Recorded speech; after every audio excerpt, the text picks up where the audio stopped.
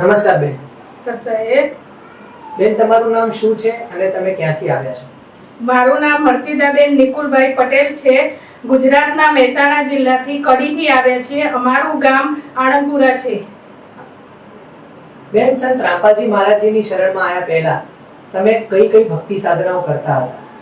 સંત રામપાલજી મહારાજના શરણમાં આવ્યા પહેલા અમે મારા પપ્પાના ઘરે પરમ પૂજ્ય પાંડુરંગ શાસ્ત્રી આઠવલેનો સ્વાધ્યાય કરતા હતા. ત્યાં અમે નાના હતા ત્યારે બાળ સંસ્કાર કેન્દ્રમાં જતા હતા. મોટા થયા ત્યારે યુવતી કેન્દ્રમાં જતા હતા. એનાથી મોટા થયા ત્યારે મહિલા કેન્દ્રમાં જતા હતા. ત્યાં અમને 3 ટાઈમની ભક્તિ આપવામાં આવતી હતી. 3 ટાઈમ અમે શ્લોક બોલતા હતા. સવારે ઉઠી હાથમાં જોઈને કરાગ્રે વસ્તે લક્ષ્મી એ વારો શ્લોક બોલતા હતા. બપોરે જમવાનો યજ્ઞ શિષ્ટા સિન સંતો વારો શ્લોક બોલતા. રાત્રે એ સુતા પહેલા પણ અમને એક શ્લોક આપ્યો તો તે અમે બોલતા હતા. તો બેન, પછી તમે સંત રામપાલજી મહારાજજીની શરણમાં કઈ રીતે આવ્યા? મારા પતિને વ્યસન હતું. એના કારણે હું સંત રામપાલજી મહારાજના શરણમાં આવી. મારા ઘરમાં એટલી બધી ખરાબ હાલત હતી કે છેલ્લે એમના કેટલાય દવાખાનામાં હું લઈ જતી. વર્ષમાં 3-4 વખત હું એમના દવાખાનામાં લઈ જતી. તો મને ઘણી વખત કહેતા કે તું મને ઝેર આપી દે, મારાથી વ્યસન છૂટતું નથી. ઘણી વખત હું દવા મંગાવતી, ટીવીમાં કોઈ એડ જોતી અને એમને ખાવામાં હું દવા આપતી, ચામાં આપતી, પણ એનાથી એમને ઓમિટો થતી. તો એ દવા નતા લેતા. પણ તું મને ઝેરનું ઇન્જેક્શન આપી દે, કોઈ સારા ડોક્ટર હોતી, પણ તું આ બધું ના કરે. એ રીતે કઈ રોતા મારા આગળ. અને 4 વાગે ઉઠીને પણ એમને એક વ્યસન એટલું પડી ગયું હતું કે 4 વાગે ઉઠીને પણ જતા રહ્યા. પાણીની જગ્યાએ બસ વ્યસન જ કરતા. તો હું પણ કંટાળી ગઈ હતી.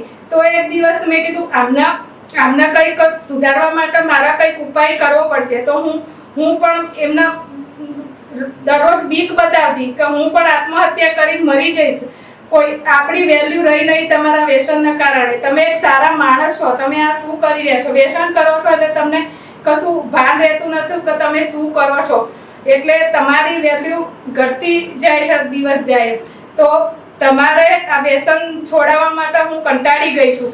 તો હું પણ આત્મહત્યા કર્યું. તો એક દિવસ મને કે આપણે બંને આત્મહત્યા કરી દઈએ. એટલા સુધીની અમારી ખરાબ નોબત આવી ગઈ હતી. તો બેન, પછી તમે સંત રામપાલજી મહારાજજીની શરણમાં કઈ રીતે આવ્યા? સંત રામપાલજી મહારાજની શરણમાં 3 બહેનો આવી અમારા ઘરે, જે અમારા ગામમાં પુસ્તક સેવા રાખી હતી. સંત રામપાલજી મહારાજના શિષ્ય બહેનો 3 આવી હતી. મને 3 બુકો આપી. જ્ઞાન ગંગા, જીવવાનો રસ્તો અને ગીતા તારું અમૃત જ્ઞાન. મેં જોયું જ્ઞાન ગંગા બુક તો જોઈને જ મારું મન થઈ ગયું કે એ બુકો હું લઈ લઉં. મારા પાકીટમાં એ વખતે 60 રૂપિયા જ હતા. તો એ બુકો 3 બુકો મેં લઈ લીધી. પછી મૂકી, વાંચી પહેલા તો વાંચી મેં કે બ્રહ્મા વિષ્ણુ મહેશ ભગવાન નથી. તો મેં બુકો મૂકી દીધી કે આ તો કંઈક જુદું જ કે છે. બીજી વાર લીધી, બીજી વારે મૂકી દીધી. પણ ત્રીજી વાર મેં બુકો જ્યારે લીધી ત્યારે મને એમ થયું કે મારા મનમાં કંઈક પ્રશ્ન પૂછે છે કે ભગવાન કોણ છે, હું ક્યાંથી આવી, આ બધું મારા જોડે શું થયેલું છે. મને કંઈક અનુભવ થાય છે કે મારો પહેલો એ મનુષ્ય અવતાર થઈ ચૂક્યા છે. તો આ બધું શું થયેલું છે? તો આ બુકોમાં કંઈક જવાબ છે. તો હું એ બુકો પાછળ લખેલું હતું કે 7:30 વાગે સાધના ચેનલ, 8:30 વાગે ઈશ્વર ચેનલ ઉપર સત્સંગ આવતા હતા. તો હું રોજ એ સત્સંગ જોઉં ને પછી રોજ ઉઠી મારા હસબન્ડને કહું કે આમાં કહે છે કે નામ દીક્ષા લેવાની, આમાં નંબર લખ્યા છે. મેં ફોન કર્યો તો ત્યાં અમદાવાદ જવાનું મને કીધું. તો મને અમદાવાદ લઈ જાઓ. હું રોજ એમને ઉઠીને કહું, પણ મને કે ના, તું આ બધા ના પડાય. મારા એક વ્યસનના કારણે મને ના પડતા હતા. એક દિવસ પછી તૈયાર થયા, કારણ કે એ મજબૂર હતા. એમને વ્યસન તો છોડવું હતું, નહોતું છોડવું એવું નહોતું. એમને છોડવું હતું પણ એમની મજબૂરી બની ગઈ હતી કે મારા જોડે હું કેમ આવું બધું કરું છું. હું આટલો ડાયો માણસ થઈને મારું વ્યસન કેમ છૂટતું નતું, અને હું ડાયો માણસ થઈને ગારો બોલું વ્યસન કરી આ બધું કેમ થઈ રહ્યું છે. એ બધું એમને પસંદ તો નહોતું જ.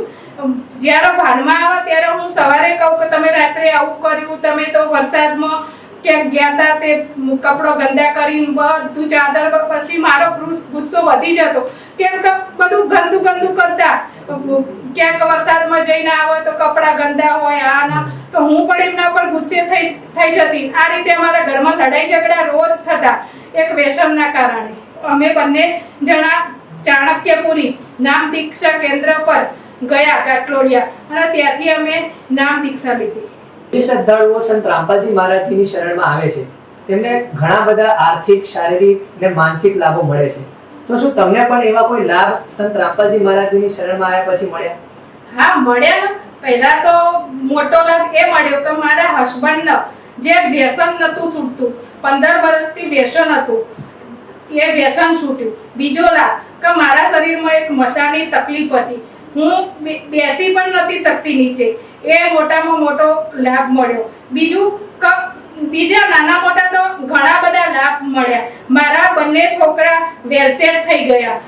ઘરમાં આટલી બધી તકલીફ હોવા છતાં એ ભગવાને એમના વેલસેટ કર્યા એ મોટા બીજા તો નાના મોટા ઘણા લાભ મળ્યા જેનો હું ગણતરી કરાવી શકતી નથી. પરમાત્માના શરણમાં આવવાથી તો પહેલા તો મારા મનની શાંતિ મળી. મારા હસબન્ડ પણ પરમાત્માના નામ દીક્ષા લઈને એમના પણ વ્યસન છૂટી ગયું એ મોટામાં મોટો લાભ મળ્યો. અમે પહેલા તો કરિયાણાની દુકાન હતી 50,000 તો અમારો નફો હતો મહિને પણ ઘરમાં એક પૈસો રહેતો નતો. જ્યારે અત્યારે એક સામાન્ય નોકરી કરે છે તો એ ઘરમાં નવી વસ્તુઓ આવે છે શાંતિથી જીવીએ છીએ અને પૈસાની કોઈ અમને તકલીફ પડતી નથી અને પરમાત્માની ભક્તિથી પૂરો દિવસ શાંતિથી મનની શાંતિથી જાય છે. કોઈ લડાઈ ઝઘડા નો પણ અંત આવી ગયો. પરમાત્માના શરણમાં આવવાથી પહેલા તો મારો ક્રોધ બહુ જ હતો પણ જ્યારે કોઈ ભૂત પ્રેત મારામાં ના હોય એવું મને લાગતું હતું પણ જ્યારે પરમાત્માના મંત્ર જાપની ભક્તિ લીધી નામ દીક્ષા લીધી એટલે મારો ક્રોધ એકદમ જાણે શાંત થઈ ગયો.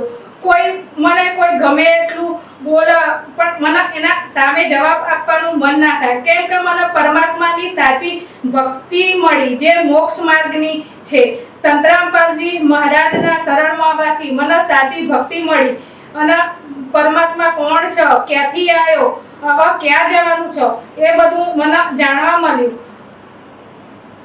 તો બેન જે શ્રદ્ધાળુઓ અત્યારે તમે જોઈ રહ્યા છે તે શ્રદ્ધાળુઓને તમે શું સંદેશો આપવા માંગો છો? જે શ્રદ્ધાળુ અત્યારે જોઈ રહ્યા છે એમને હું એ સંદેશો આપવા માંગુ છું કે આ બુક તમે વાંચો એકવાર જોવો ગીતાની સાથે મિલાવી જોવો કે શાસ્ત્રના આધારે જ્ઞાન છે જે સંત રામપાલજી મહારાજ જે અમારા ગુરુજી ઓગળીના ટેડવા જ્ઞાન બતાવી રહ્યા છે એકવાર ફક્ત તમે બુકમાં જોવાનો પ્રયત્ન કરો પછી પીડી નીચે સત્સંગ આવે છે સાધના ચેનલ ઉપર 7:30 વાગે 8:30 વાગે એ બધા પર સત્સંગ જોવો પછી પીડી પટ્ટી પર નંબર આપ્યા છે એ નંબર જોવો અને એ નંબરના આધારે તમારા જ્યાં નજીક પડતું હોય એ નામ દીક્ષા કેન્દ્ર પર જાઓ અને 3 મંત્રની ભક્તિ જે સંત રામપાલજી મહારાજ આપે છે એ મેળવો. ધન્યવાદ સત સાહેબ.